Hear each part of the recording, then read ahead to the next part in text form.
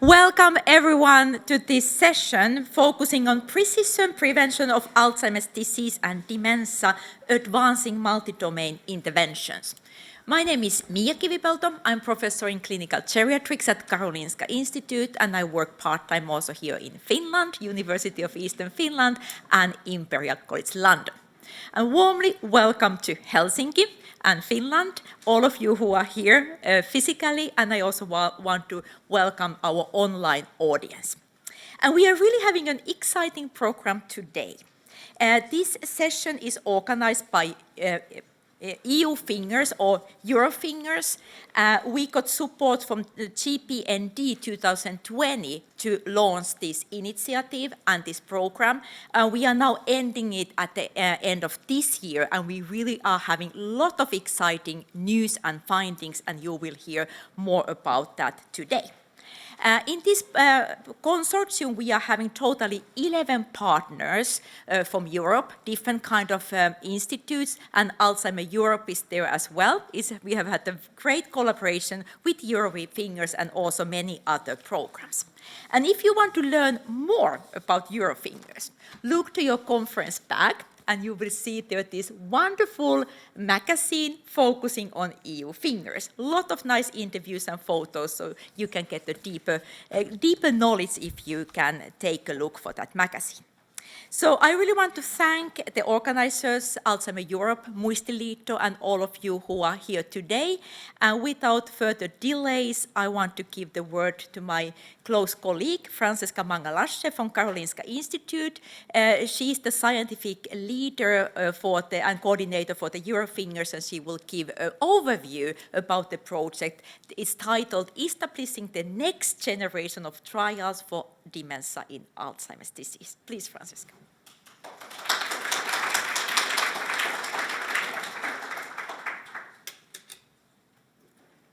Is the slide visible?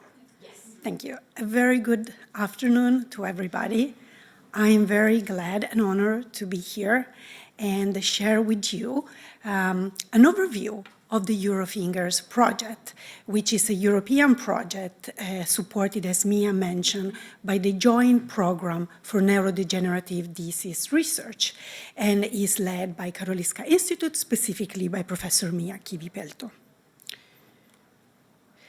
Now, who is the team within the Eurofingers? As Miia already anticipated, we have 11 partners for 7 European countries.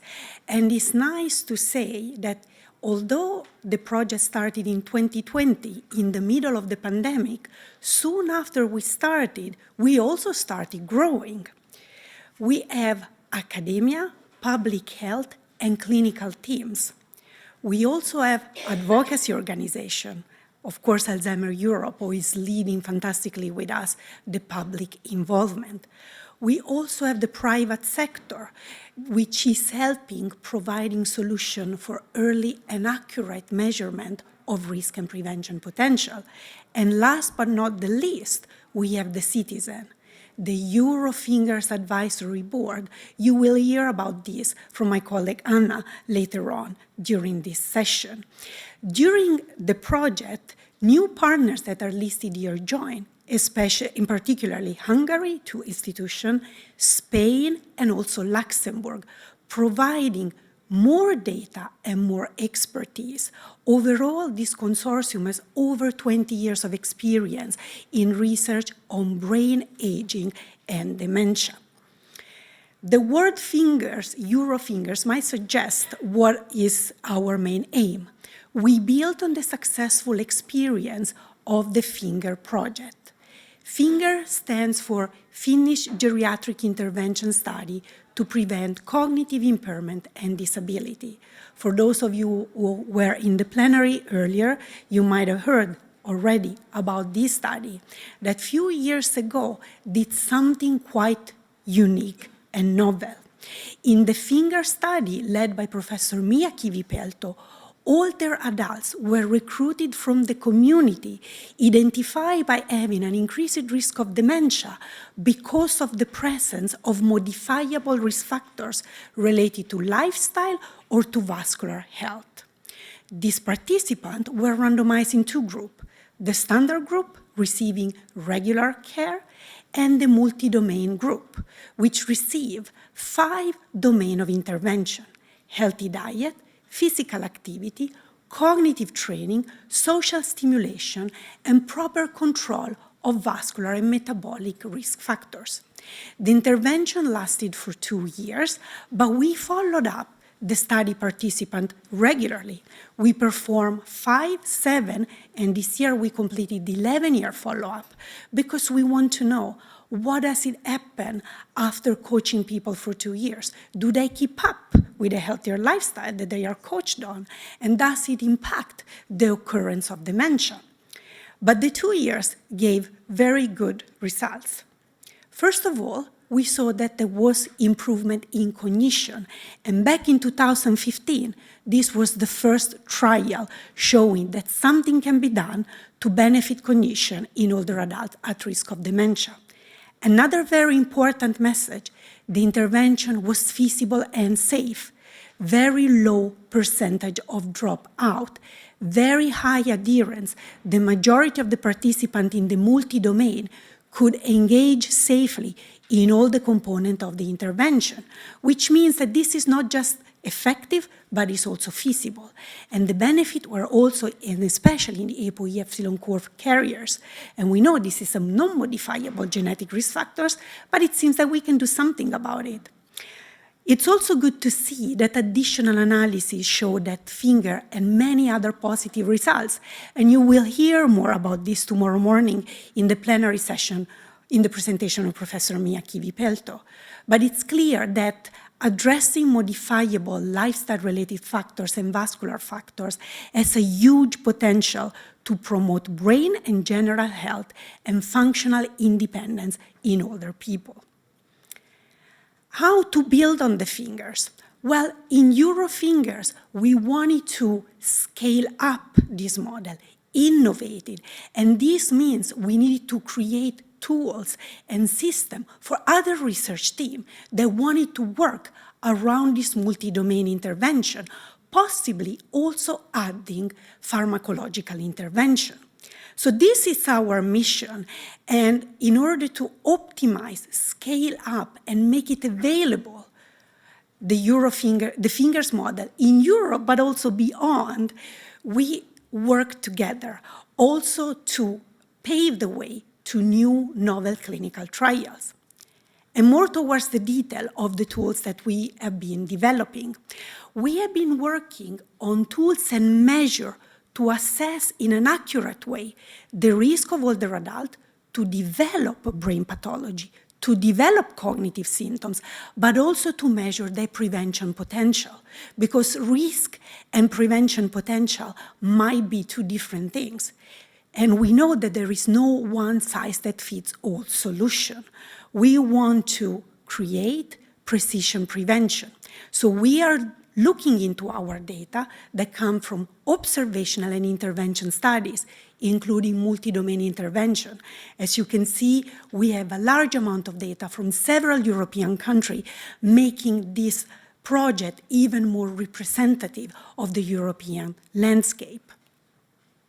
We also wanted to develop a protocol to design finger-like intervention that have innovative tools.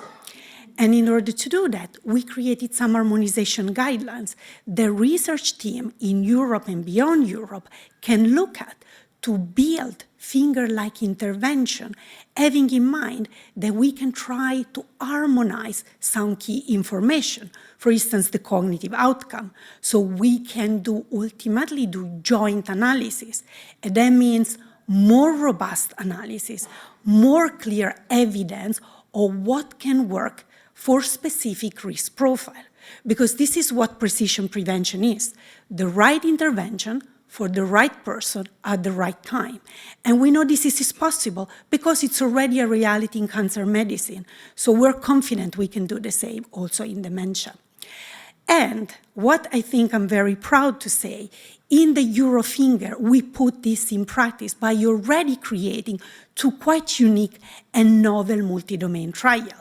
One is MedFinger, which put together for the first time pharma and non-pharmacological intervention, and you will hear about this from my colleague Mariagnese, and the Finger Netherlands, which is also very innovative because it's adding more domain to the intervention, such as management of sleep and stress, and is also using medical food that has been successfully tested in people with early dementia due to Alzheimer's disease. What else we're doing? If we want to do effective and successful trial, we need to engage the citizen, and we are using the idea of online registry. The objective on online registry is to provide easily accessible and reliable information on what is going on in this field. And it's also giving the possibility for citizens to sign up and express interest in participating in trial. To build such registry, we are in the consortium leveraging the experience of existing registry in the Netherlands and in Spain, which have been very successful and so can teach us how to deliver on a more European scale. We're also giving guidelines to the clinician because we need to engage the citizen, but we also need to make sure that the clinicians are up to speed with this new research field. And what we're trying to do is to develop best practice and recommendation to communicate and have a conversation around risk. Discussing risk of dementia and Alzheimer's disease, it's challenging because it means deal with uncertainties. And we are working with the memory clinic patient in the first place to really understand what is needed. We are also trying to create guidelines on how to empower the citizen and the patient to decide when it's time to assess risk, what to do with the results of such assessment, for instance, receiving results of Alzheimer biomarkers, and how to decide together with the clinician on how to engage in prevention. Finally, the pandemic. The pandemic came, but it did not stop us. What we realize is that the pandemic has had a huge effect in older adults, not just those who got COVID-19, but also those who did not get it, because nevertheless, they were exposed to indirect consequences, mobility limitations, less social interaction due to recommendation or imposition aimed to curb the pandemic spread. As these have an effect on the lifestyle and management of chronic condition important for dementia risk, we developed a survey that was launched globally within the Worldwide Finger Network. And the Eurofinger chapter collected information for over 10,000 participants across 5 countries. And we indeed see that the pandemic had a negative effect on lifestyle factors important for dementia risk. There was reduced physical activity, increased intake of unhealthy food, more sleep problems, and more feeling of loneliness. Also, more self-reported worsening of memory that we know very well that is a symptoms reported that it's always signaling an increased risk for objective memory decline. We also noticed that during the pandemic, older adults became more familiar and more frequently use digital solutions, which is also helping the future finger studies, because we can use this digital solution to deliver in the intervention, to monitor efficacy and adherence. Finally, I want to say that Eurofinger is the main central chapter in a global project, the Worldwide Finger Network of multi-domain trial for dementia risk reduction, which was founded in 2017 by Professor Miia Kivipelto. All the country color in the map are part of the trial. You see that we have 60 countries. The dark blue indicate those with an ongoing project, the light blue, those with a planning project. And Eurofinger, it's in our view, the scientific engine, because the studies are more advanced, all the novel things are happening in Europe. So we are the one pushing for innovation in precision prevention for Alzheimer and dementia. Thank you for your attention.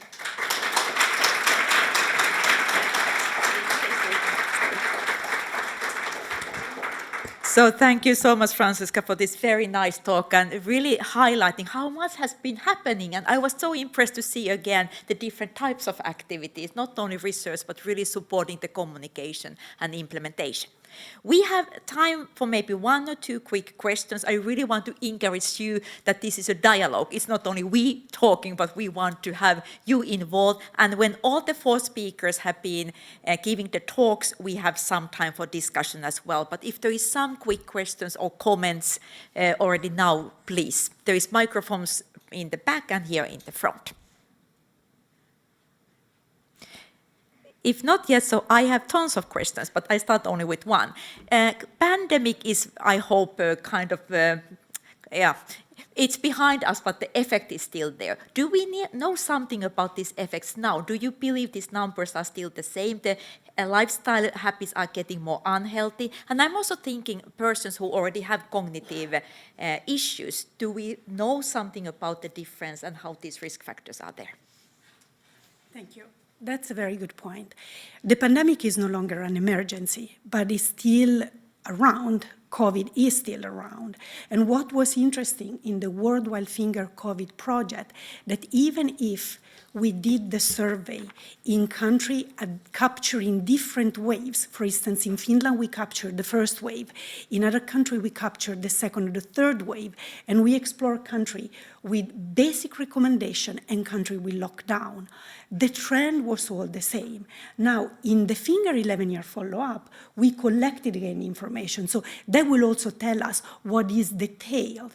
But it's clear that people are worried. So we should not ignore that now we are dealing with post-pandemic survivors.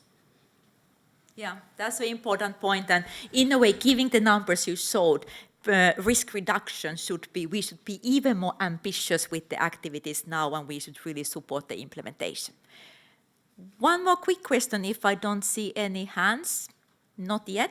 You said about the recruitment and the tools what we could use to support that. We know that clinical trials, this is really the evidence we want to have, and it's so time-consuming sometimes to recruit participants for the trials. I know many persons want to be part of clinical trials, but there is not always easy way to do that. What's your experience so far? How far we have traveled on this trip, and what are the main, I would say, facilitators and barriers? Thank you. I mean, this is a very important point. In the last event, scientific event that I was last week, they mentioned that in drug trial, there is a failure of recruitment up to 80%. That means that you have to see 10 people to actually find 2.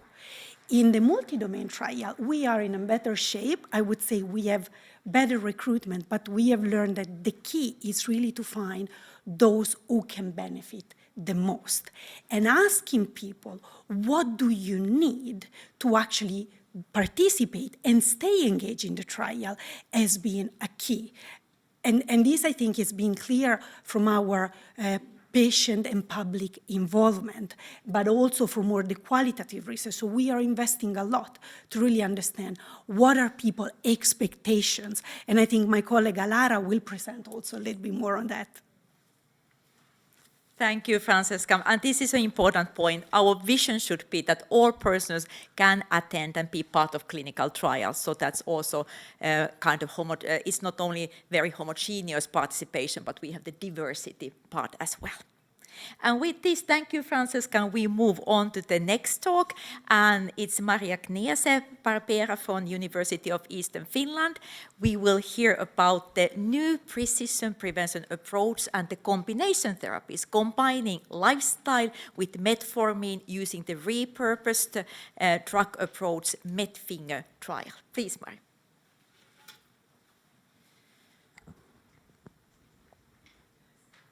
Good afternoon, everyone, and thank you for this opportunity. Today I'm going to present you our new trial, which combines the finger lifestyle model with metformin for the prevention of dementia.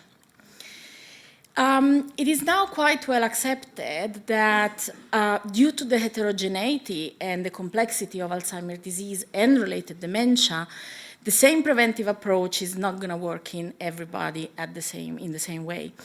And this is not just because we are all unique individuals, but also because at the population level, we have a plethora of risk factors that are going to affect the overall risk profile. Medical conditions, lifestyle habits, cultural differences, economic status, and so on. So, following from the success of the finger trial, we are trying to move on to what we are calling the finger 2.0 model, which combines the finger lifestyle intervention model with other specific treatments, in which, in this case specifically, a putative disease-modifying drug. To further refine our precision prevention approach that Francesca already mentioned, to identify the right intervention for the right people at the right time. In our case, the choice for the putative disease-modifying drug fell onto metformin, and the choice was based mainly on two key principles. And I think that it's important to flag at this point that this is not a commercial trial. This is not funded by a pharmaceutical company. This is a fully academically funded and run trial with all the limitation and the challenges that this come with. So in a way, drug repurposing was the necessary choice in a way. It's also the first drug trial that we are conducting in this group. So we wanted to identify a pharmacological treatment that was on the market, widely available, well-known, with a very clear and low safety profile. And metformin as a first-line treatment for type 2 diabetes tick all these boxes. But also, most importantly, of course, we wanted something that had the potential to work based on the evidence. And there is a large body of both preclinical and clinical evidence, not just linking, for example, type 2 diabetes and Alzheimer disease, but also of overlapping biological mechanisms between the two conditions that could be target potentially for metformin. And we have limited but very promising clinical evidence from small clinical trials that metformin in people with some level of substantial cognitive impairment can have benefits not only on cognition but also on markers of disease. What we are missing is the evidence of what metformin and lifestyle could do in preventing dementia, that is, in a healthy at-risk population. And that's where MedFinger comes in. So what is MedFinger? In terms of study design, it's a phase 2 proof of concept randomized controlled trial with a trial within trial. Sorry for the play of words. But basically, we are first selecting for the overall participation in the trial. We are selecting, we are doing a first selection and round of randomization to allocate participants either to our control group, which is a self-guided lifestyle intervention where people receive generic, untailored, guideline-based healthy lifestyle advice, or allocated to the Finger 2.0 multimodal intervention, where everybody by default will receive the finger-based intensive multimodal lifestyle intervention, which includes diet, physical activity, cognitive training, a monitoring of risk factors, and social engagement. Within this group, participants will be screened for metformin treatment, and if found eligible, will be then further randomized to either placebo or one of the two metformin doses. And they will receive both the drug and the lifestyle intervention. This is a rather unusual trial design because mostly this is the very first trial of its kind in this context. And therefore, we had to make sure that we identify the correct metformin dose, which we don't know yet. We don't know exactly how metformin will interact with a rather intensive lifestyle intervention, especially the physical activity component. And before going with a full-on phase 3 efficacy trial in a larger population, one requires preliminary estimates of the added benefit of metformin on top of the lifestyle. And this is what Medfinger will provide, providing not only evidence for the combination lifestyle and metformin, but also a sort of model for novel trial combining lifestyle and drugs. In terms of participants, we are recruiting from the general population a cohort that we are aiming to enrich by 50% of ApoE sigma-4 carriers. ApoE is, of course, the best established genetic risk factor for Alzheimer's disease, and as Francesca pointed out, in Finger, ApoE carriers benefited more than non-carriers from the intervention, so the right intervention for the right people. We are aiming to recruit about 600 participants at 3 sites in the UK, Finland, and Sweden in the proportion more or less as presented here. For the overall participation in the trial, we are aiming to recruit healthy older adults at risk based on presence of modifiable risk factors and the cognitive performance. But of course, this is a prevention trial, so we are going to exclude participants who have already moved on to more substantial cognitive impairment, dementia, and of course, we want to make sure that people don't have any condition that prevent their safe engagement in the lifestyle intervention. In terms of the drug trial within trial, we want to identify participants who can actually benefit from the metformin treatment, so people with indicators of increased risk of diabetes. And of course, we don't want to interfere with the regular healthcare management of these participants, so we are excluding people who have already diabetes, who have past or current use of metformin. And of course, the treatment has to be safe, so no contraindication for metformin. In terms of the outcomes of the trial, we are really trying to align with the Finger trial to be able, for example, in the future also to do joint analysis, pooled analysis. So the primary outcome is the change in global cognition, like in Finger, measured through a neuropsychological test battery. And then we have a list of secondary outcomes that goes from the individual cognitive domains that are included in the NTB, measures of functions like clinical dementia rating and activity of daily living, and a wide range of factors, risk and protective, that are linked to dementia: medical, lifestyle, mental health, physical function.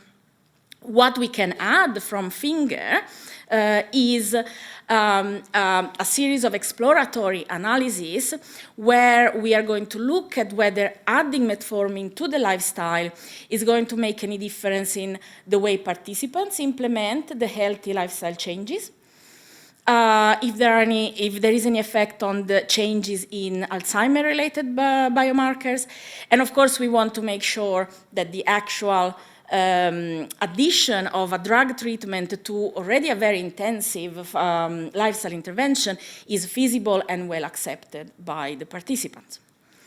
So we started recruitment in the UK in January this year. The Swedish and Finnish site have soon followed in summer, and so far we have invited just above 1,600 participants. 183 have completed screening at the end of last month, and out of these, 107 were found eligible. The UK site has started just recently with baseline. 6 were completed at the end of last month. So we are still at a very early stage, but there's really a lot of work ongoing at the moment. Pre-screening, screenings, baselines, and I'm very happy to say that we are going to have our first randomization on Friday this week. So because we are at a very early stage, I had to basically choose what to show you in terms of data today. So I thought that it would be interesting to see a comparison between ineligible and eligible participants for the very basic key demographics that we collected during the screening. And we can see that these two populations they don't have any difference in these key demographics aspects, meaning that our screening process shouldn't really over or under select for any specific key demographics within, of course, the population that shows interest for the trial. In terms of ApoE carrier rates, which is what we are also interested in, out of the first 144 participants, now we have 44.3% rate of carriers. Is good. We still would like to get to 50, but I wanted also to point out that there is actually no difference in the rate of carrier rate between eligible and ineligible, meaning that again our screening doesn't really under-select for carriers. The issue, if there is, it's a bit more upstream, so we need to invite more carrier basically at this point. So, but I think that that's me all being done, and I just would like to thank the whole MedFinger team, the core team, and everybody else who has been working so hard to get this started, basically. And thank you for your attention.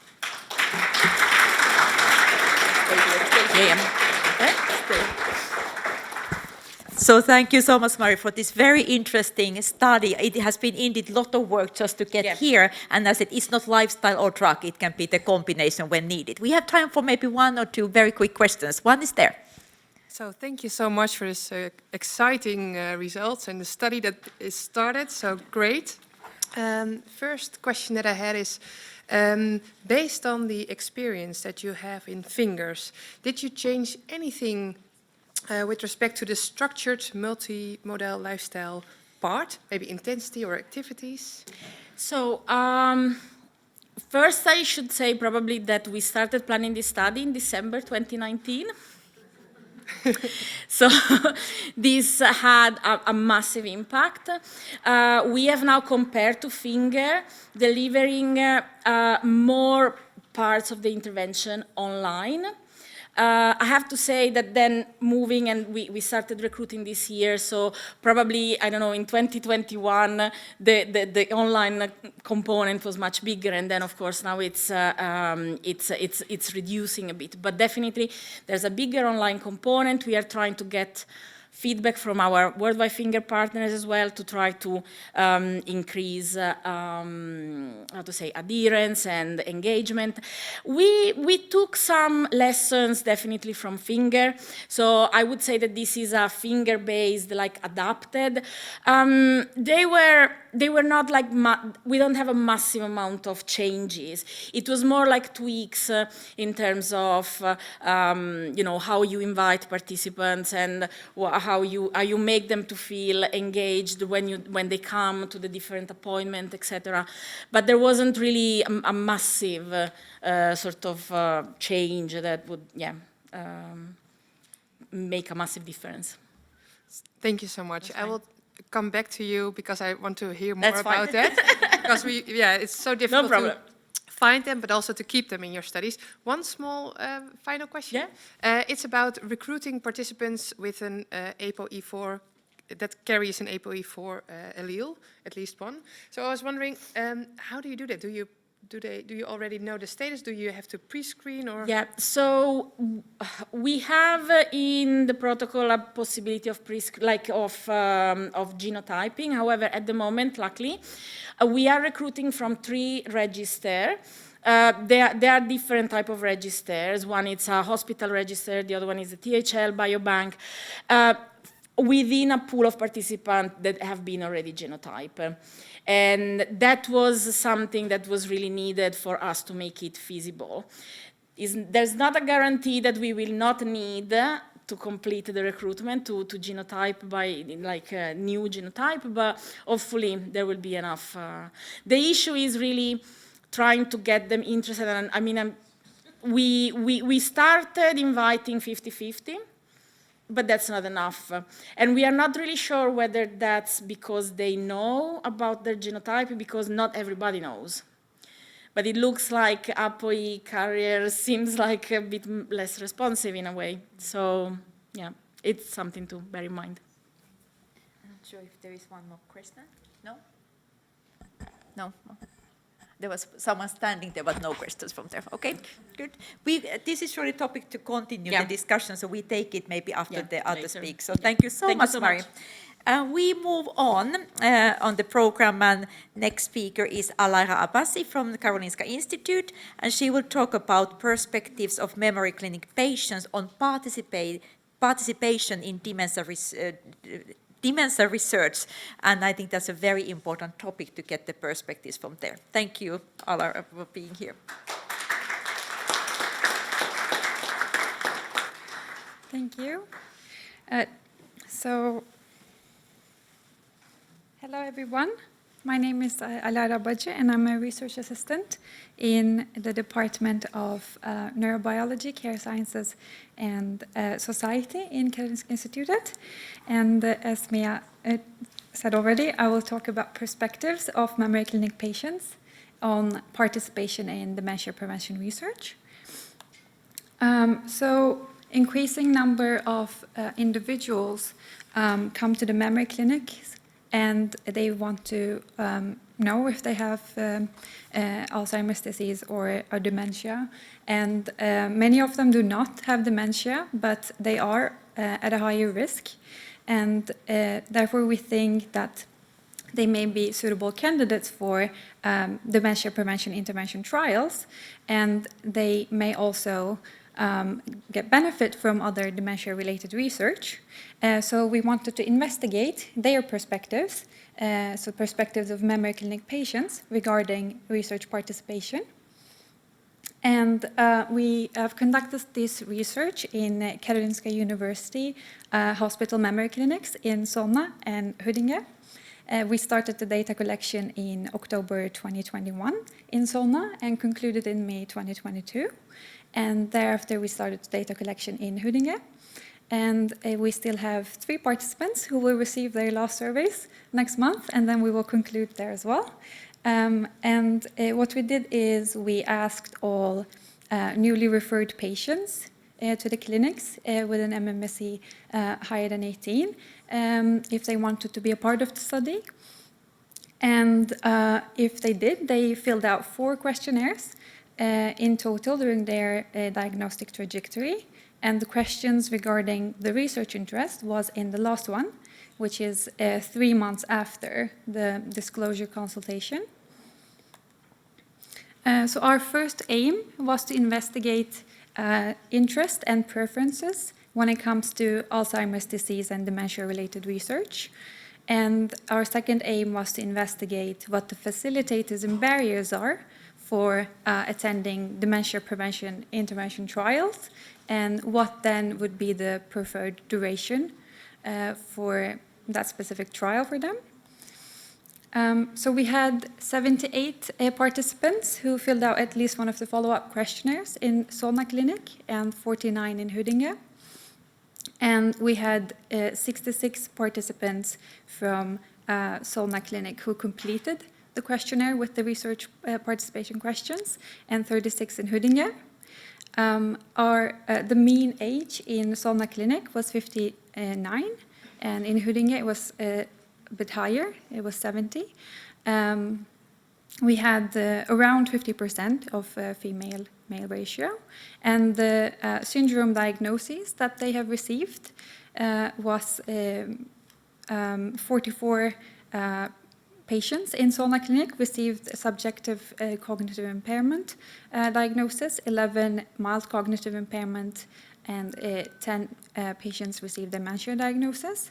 And in Huddinge Clinic, it was 10 patients who received subjective cognitive impairment diagnosis, 10 MCI, and 15 patients received dementia diagnosis, to give you an overview of the participants.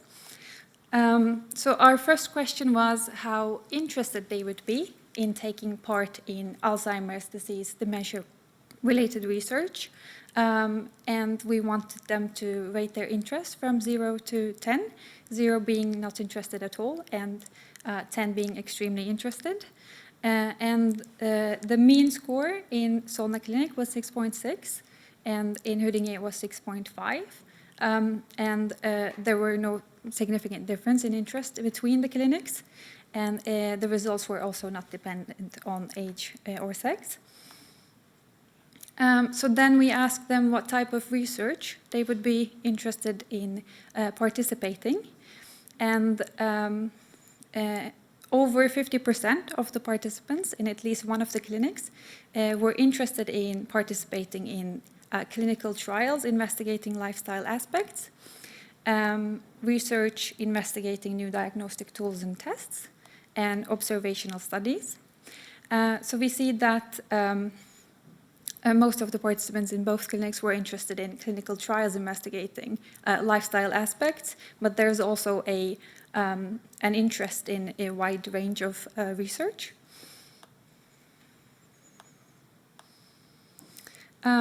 So we asked them what would be the facilitating factors for participation in dementia prevention research would be. And the most common facilitating factors in both clinics were the following four. So receiving more information about their cognitive symptoms and diagnosis. This could be, for example, meeting the study doctor to get more detailed information about their cognition. The second one was receiving personalized materials and advice. This could be, for example, one of the participants need more advice on diet, and another one may need more on physical activity or social interactions. The third one was to receive feedback on their lifestyle change progress. So this could be done by giving them weekly or monthly reports of their progress, for example. And then the last one was that the intervention can be followed and can be completed whenever and wherever they can and want. This could be, for example, an online intervention that they can follow in their own pace. And when it comes to barriers, the most common barrier in both of the clinics was the possibility that the study will not benefit the participants' health. So we see that participants really want to get benefit on their own health from these kind of trials. And other common barriers, for example, requirement of a study partner with 32% in both clinics, was interestingly also a facilitator for around 20-25% of the participants, and similarly regular study center visits. So we see a bit of variation here, and that some barriers can be facilitators for others. And then we finally asked them what the maximum duration of such a study would be for them to be willing to participate. And we see that around half of the participants are not sure. However, in Solna, 17% of the participants were willing to participate up to 5 years. And in Huddinge, it was 17% of participants who were willing to participate for 6 months. So our conclusions are, we have seen considerable variation in memory clinic patients' perspectives regarding research participation. We identified facilitators and barriers for intervention trials. So to sum it up, it was they want to receive more information regarding their symptoms and diagnosis. They want to receive more feedback on their progress, how they were doing, and more personalized materials and advice that would benefit them. And that they can follow the trial in their own pace. And the biggest barrier was that the possibility that the study will not benefit their health. And we saw that some factors can be facilitating for some participants, whereas it's a barrier for others. So personalization seems to be very important, and that we can adapt the intervention contact and materials and other factors to the participant, and that we're taking their preferences into account when considering research participation. So thank you all very much for listening. Thank you. Thank you, Alara, for showing these very new and very interesting results. So really, really important topic. What was your own feeling when you saw the results? Were there any surprises? The interest, what was it, 6 out of 10? How people were, so what you expected, or was it different? It was a lot of variation when it comes to interest. So a lot of participants answered that they would be extremely interested, and some of them were not interested at all. And I think, I mean, when we see that in the clinic when we actually ask participants to participate in this study as well, there's a high variation in interest, and also it depends on what kind of research, of course, Yes. We're asking about. Yeah, I think that was important that you asked that. Was it lifestyle, was it drug, was it observational studies? And luckily there is so much research going on, so there should be something for everyone, I believe. So that I think was a good point to see as well. And also importantly, yeah, there are 2 questions. Please go ahead.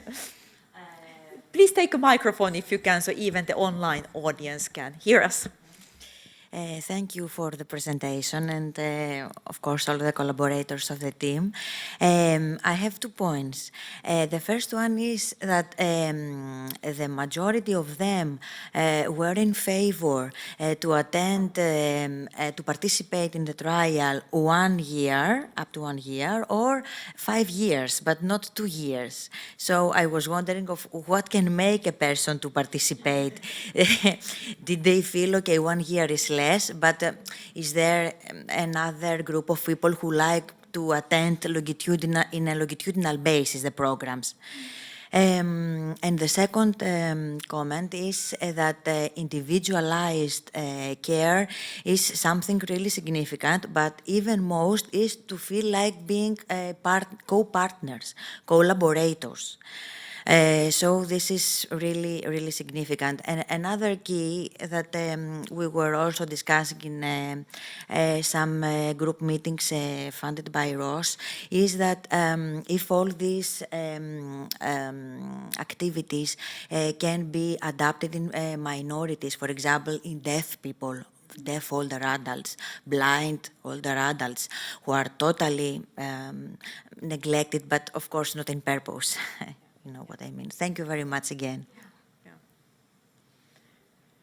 And if I just briefly comment, these are so important questions. Also the length of the trials. Nowadays we want to have long trials because we need to have it when we start early. So these are important factors to take into account, I believe, and how to get people, keep them motivated. I think this part that many people want to get some benefit, I think that's obvious that that's the way. And in Finland it was 2 years. I'm so happy people still come back after 11 years. So that's really great. One more question. Thank you, Tomasz Rutka from Nutricia.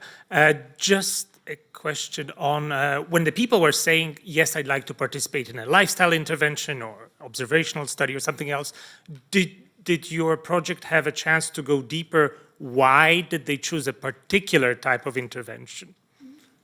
And I'll stop here without trying to influence your answer with my comments. Yeah, so in this study, participants were filling out surveys. So what I'm presenting now, of what we don't know, but there was also the whole study, the medical communication study that this is a small part of. We also have interviews with participants, and maybe they have talked about it, but I cannot answer it right now.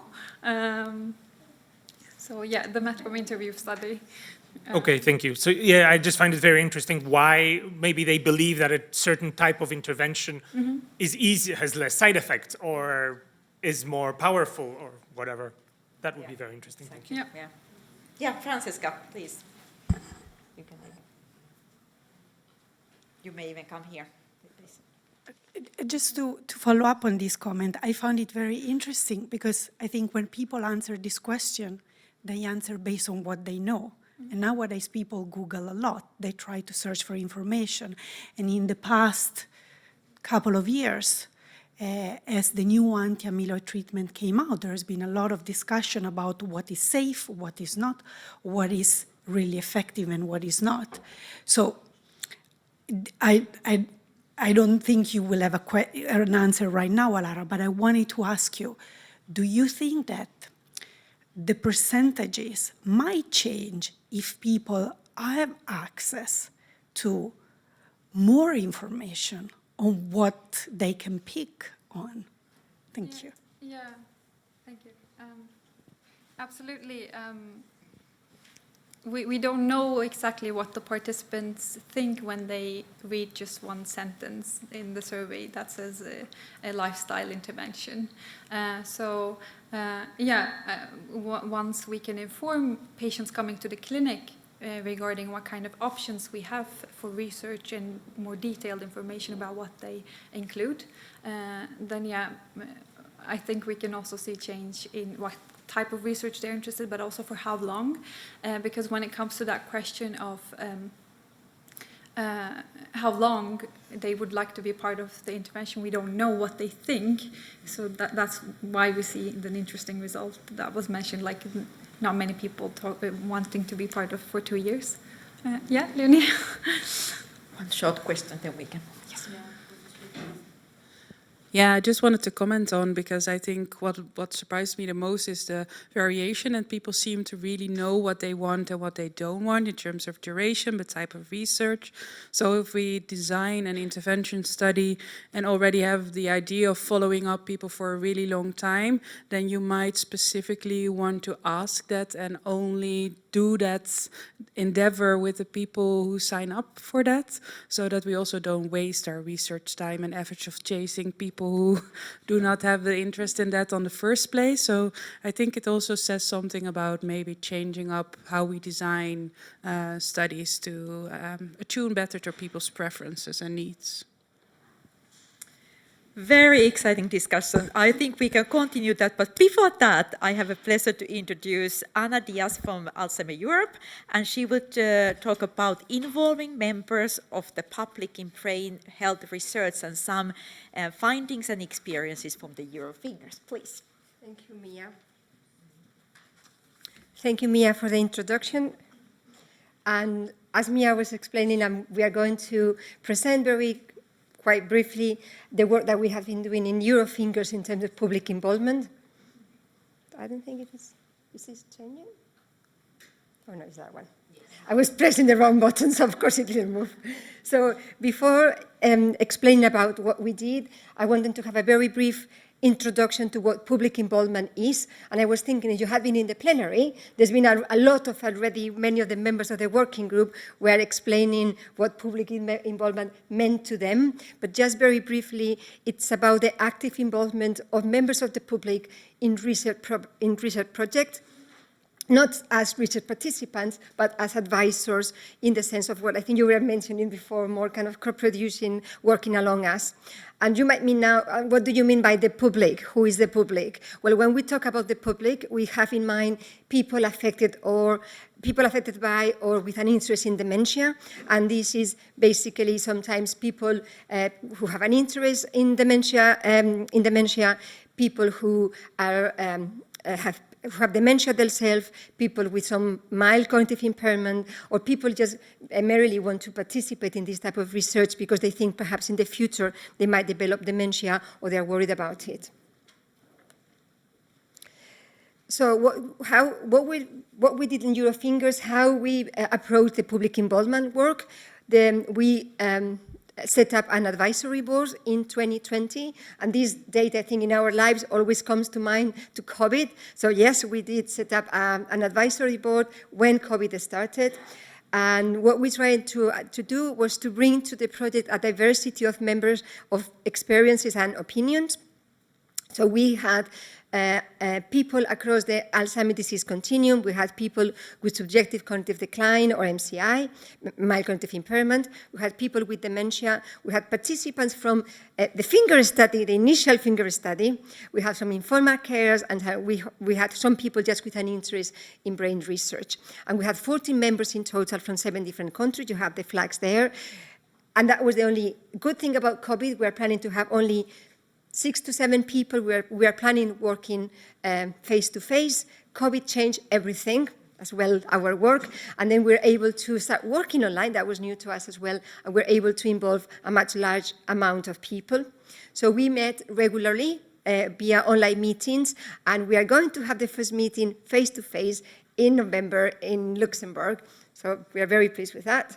What were the key elements? So what we think worked really well, and I think the first thing that worked really well was the commitment, support, and openness from the coordinator in the first hand, Karolinska Institute, but as well for everyone, all the researchers that has been involved and working with us. There is no possible to do public involvement if you don't have the researchers working with you.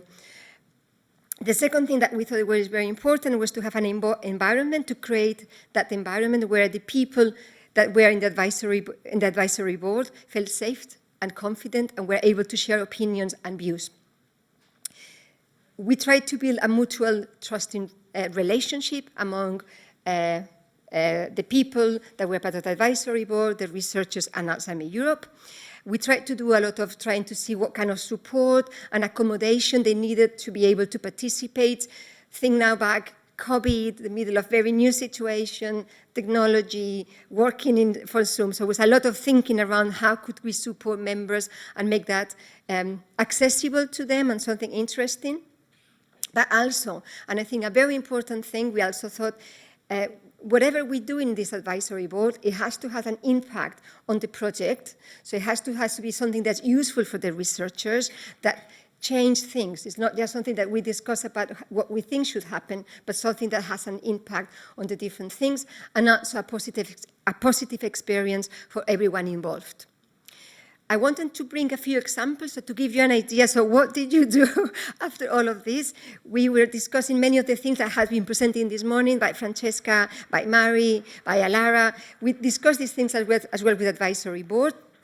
One of the first discussions was around the advantages and challenges linked to different terminology that usually we use very often when we talk about dementia prevention, risk reduction, all of different things that we use, how people felt about that.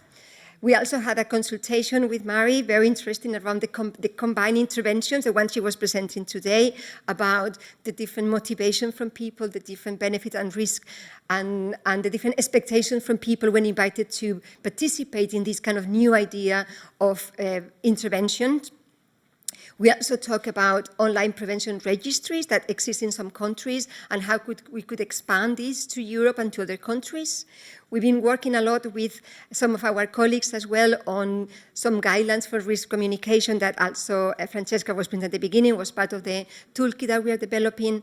And finally, we wanted to also have the perspective about, we talk a lot about finger and similar initiatives. This is in the context of research. I wanted to have the views about how we could move beyond the research and bring that to the actual public health initiative. And that's my last slide. I wanted to make you more closer to what was experienced. So I want to invite Petri Lampinen, who is one member of the advisory board, and Anna Rosenberg, who is one of the researchers involved. And I need a microphone for them. Can I have a microphone for them, please? Oh, I thought it was there. Sorry. So I wanted to invite them because I think that's the better way to portray what is public involvement and how they feel about. Petri Lampinen is from Finland, and he's a person living with dementia. You might have met him at the opening of the conference. And Anna Rosenberg is from Karolinska Institute and THL, the Finnish Institute for Health. Thank you very much for joining, the two of you. So my first question for you is, why are these type of advisory boards important for projects like Eurofingers? Oh, sorry. Thank you, Anna. Ottamalla neuvotteluryhmän työskentelyyn muitakin kuin tutkijoita saadaan esille näkemyksiä, joita tutkijat eivät ole ehkä tulleet ajatelleeksi. Ja sitten jokaisella maalla on omat erityispiirteensä ja tämän vuoksi on eduksi käyttää monien eri maiden edustajia. Ja sitten työryhmän jäsenten monipuolisuus tarjoaa laadukkaan tutkimuksen.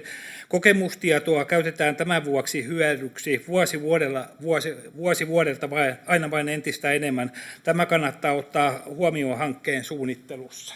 So just briefly to explain how this works, I will first translate what Petri just said in Finnish, and then I will answer from the researcher point of view. So Petri thinks that by expanding the research team with members of the public, it's possible to capture views and issues which the researchers might not have even thought about. And as each country is different, it's really an advantage to have multinational representation in a board like this. And this diversity and the fact that researchers partner with experts by experience really ensures high-quality research. And from the researcher point of view, I mean, in AD and dementia field, prevention is still a fairly new area. And to move on in this field and to make progress, this research really benefits from the input of people across the entire disease spectrum. And in addition to having a multinational board, like Petri said, I really think it's an advantage to have a mixed group of people with different lived experiences with the disease. We have people with dementia, carers, some have early problems, some are at risk, and for projects like EU Fingers, this is really the key aspect. Thank you both. And I wanted to ask you, Petri as a person with dementia, Anna as a researcher, why did you decide to get involved in this advisory board, and what is your experience been so far? Kuullessani neuvotteluryhmän perustamisesta ilmaisin halukkuuteni sen jäseneksi. Tunsin tämän olevan juuri minulle sopivan tehtävän, koska minulla oli jo olemassa olevaa tietoa Finger-tutkimuksesta. Ja olen muistisairauden tultua näkyviin elänyt entistä vahvemmin tämän toimintamallin mukaan. Olen vuosien aikana havainnut, miten myös muistisairas voi sen noudattamisesta hyötyä. 10 vuotta aktiivista toimintaa, välillä liiankin aktiivista, vaimo sen varmaan tietää. Ja hyvänä käytäntönä on ollut myös pienet toimintaryhmät. Näin jäsenet ovat saaneet tarpeeksi puheaikaa. Ja arvostan myös, että muistisairautta sairastaneita on otettu tähän työryhmään mukaan. Me ollaan oltu mukana tasavertaisena sekä arvostettuna kumppanina. So as soon as Petri heard about the possibility to join the advisory board, he expressed his interest. He was already familiar with the Finger study, and he's actually following the Finger model himself. He has himself seen in practice how beneficial it can be also for someone living with dementia. Petri's experience with the advisory board has been very positive. He really appreciates that people with dementia get to be involved. And he feels that members are really treated with respect and as equal partners. And the fact that the meetings are always held in small groups really works well from his perspective, because that way everybody gets the chance to speak. And as for myself, I'm a researcher who doesn't do clinical work. I do not interact with patients or study participants on a regular basis, so I really felt that this would be a great way to engage with the people who are really in the heart of our research. They are really the reason why we do this work in the first place. And I've enjoyed this a lot, mostly hearing about the personal stories and experiences, so it has been really inspiring, and also I've gained a new perspective to my work. Thank you. And my last question is a question I get very often, and is what would it be your take-home message for people who are thinking to implement a similar advisory board themselves? Petri. Pitää ottaa huomioon ymmärrettävä toimintakieli. Kaikki eivät ymmärrä tutkijoiden käyttämiä käsitteitä. Selkeä viestintä on tärkeää, siten kaikki pysyvät asioissa mukana. Yrittää varmistaa, että kaikki ehdokkaat jäsenet ovat sitoutuneita ja toimintakykyisiä. Näin saadaan varmuuttaa pysyvän toiminnan suhteen. Ja toiminnan koordinointi, tiedetään missä vaiheessa ollaan ja annetaan neuvotteluryhmässä oleville tarpeeksi aikaa toimintaan. So Petri says that finding a common and easy to understand language and way of communicating is really a key, because not everybody understands scientific jargon. Clear communication also helps everyone stay on board and engaged throughout the activity and the project. And also when selecting members for a board like this, it's important to make sure that everybody is committed and also capable to contribute to the activities. And then coordination is really important. Communication in a timely manner, planning in a timely manner, so that everybody has a chance to contribute and prepare themselves for the meetings. And from the researcher point of view, I would say from the project point of view, also kind of starting early is important, planning carefully with the right partner that has experience in this area. And then I would also say for researchers, it's really important to have an open mindset going in, because this is supposed to be a dialogue, and the input from the laypersons is really supposed to have an impact, a genuine influence on the project. So being open-minded is super important. Ja lopuksi haluan vielä sanoa yleisölle, että jos mä en olisi näiden mallien mukaan elänyt ja toiminut, niin en olisi teille täällä puhumassa. And finally, Petri would like to say that he would not be standing here today if he had not followed the finger model and all the advice that he has received. Thank you. Thank you.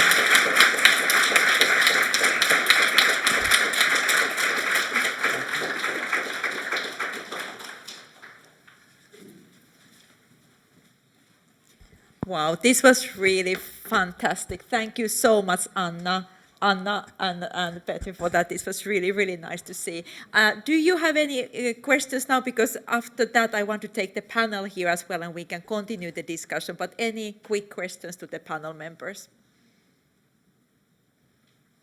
Francesca? Oh, yes, we can maybe. More than a question is a comment and a question to Anna. First of all, I think I want to express my incredible gratitude to Alzheimer Europe, because Alzheimer Europe opened for us the possibility to understand in the first place what public involvement is, and you embrace something new, because prevention and at risk was relatively new, and the pandemic represented a huge challenge. Despite that, you have been unstoppable and you are onboarding us. You keep saying it's great to have the researcher, but for the researcher, it's great to have you guys from Alzheimer Europe. So I think this is a very great dynamic. And I want to ask you, for me, like now we are towards the end of Eurofingers, but for me, Eurofingers still exists besides this funding period.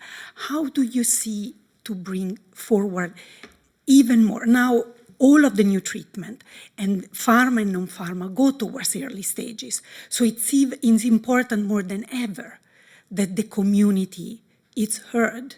What is your wish moving forward, Anna? That's a big question. Thank you, Francesca, for the very nice comment as well. That's a big question. I think for me what's in my wish list already, something that's been changed in the last 5 to 10 years is the kind of how a lot of the researchers in public projects, but as well in private companies, and I think in the whole field of dementia, are understanding what is public involvement and why is that important. And I think that kind of bringing awareness and bringing more people to our side, thinking this is something that's worthwhile, that it takes time, it takes efforts and resources, but it's something that brings a lot of benefit, and we really want to commit to continue doing that. For me is the key issue, because once you have people on board, you no longer lose them. I mean, I think that they are forever with you, but you need that first openness and to be able to work with people and to show what people like Petri and many other people from the public can bring to all of these initiatives. I think for me, that will be my more important aspect to continue working in, making sure everyone knows about public involvement. And we have places like here today to kind of show and demonstrate how that can help people. Excellent. So that's great. Very good, thank you. I would like to invite the rest of the speakers here, and then we can have some more time for questions and discussions.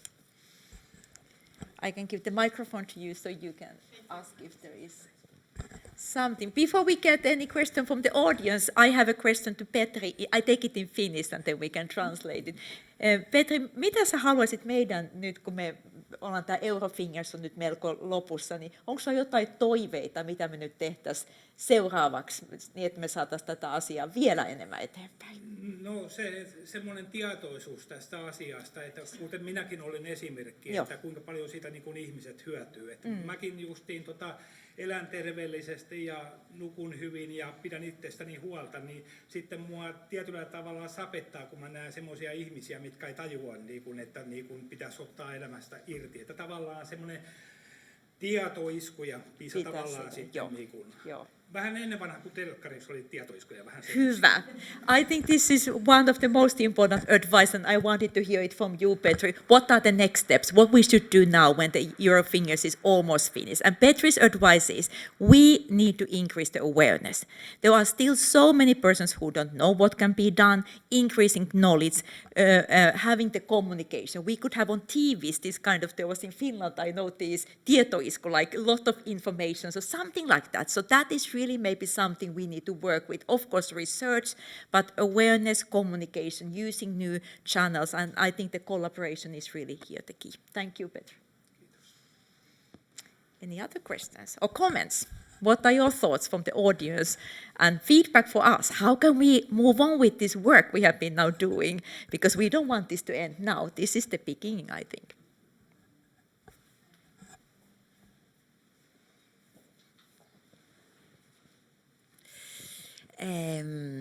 I would like to ask if you have spot any cross-cultural differences across the various countries they have already accomplished. We have the Greek fingers, and we are in the pilot phase. We almost finished the pilot phase, but we are not aware if there are any other previous findings by means of differences across countries. And of course, despite that there are 5 fingers, of course, basic cornerstones, if there would be something about social cognition that would be added in another finger, it would be really interesting. I can start, and maybe Francesca can give a bit more input. I think starting with the second question, the social part and the social health aspect, that finger should be further developed. We have actually some plans here already how to do that, because we have got so much new knowledge about the importance of psychosocial factors. And in different cultures and in different stages, I think that can also have a bit different meaning. So that finger, that I think is a joint effort, we could develop and implement even more. The differences between cultures and what we have learned from Eurofingers and worldwide fingers. We don't have very much time left, but Francesca, what is your 1-minute answer for this? Anna, do you want to come here and say? I mean, I think there are cultural differences. What I thought it was interesting, in the Eurofinger Advisory Board, there are people from the south and the north of Europe. The two regions are different from the primary healthcare system. And that impacts a lot the mentality and the approach of people. Because in the north, people feel they need to be more in charge, they want to do more, they want to be more independent, and they want to keep the information to themselves until they are not ready to share. While in the South, there is more this approach to delegate to the physician decision about assessment and such. So I think that is very important to keep in mind when we plan intervention, because even to offer a lifestyle-based intervention, you might need the endorsement of the healthcare provider in some region to make people more comfortable in doing it, while it's not needed in other settings. So I think like variety, it's something that we're dealing with, and I'm thinking what we did in Europe, for me, is just a template. We're now going global in Worldwide Fingers. And PPI is unknown to most of the world. So again, one strength of Eurofingers. Did I see any question there in the back? Yes, there. Please, Wendy. Hi, I'm Wendy from Alzheimer's Disease International. And I have to say, we did our World Alzheimer Report on risk reduction. The 5 fingers is such an easy way for people to remember their risk reduction. But I want to propose a 6th finger, maybe, and in the future. And is there anything that you see in the future for WW fingers on the role of hormones and women, and how women have such a high risk factor? And I am also sorry if somebody already spoke on it, because I came in late. So. Wendy, this is amazing question. You know what? We are initiating a new, it's a project called Fingers for Women, just to highlight this. So I will send you information. We had the first meeting December 6th, just to study more. We know now that the risk factors may be partly the same, but there may be differences, hormones, other things. So that's absolutely important to study further. I think this is a wonderful way of ending this meeting. A lot of things we can implement now, but still need for new research. Thank you all for being here. I want to give one more applause for these wonderful speakers, and thank you.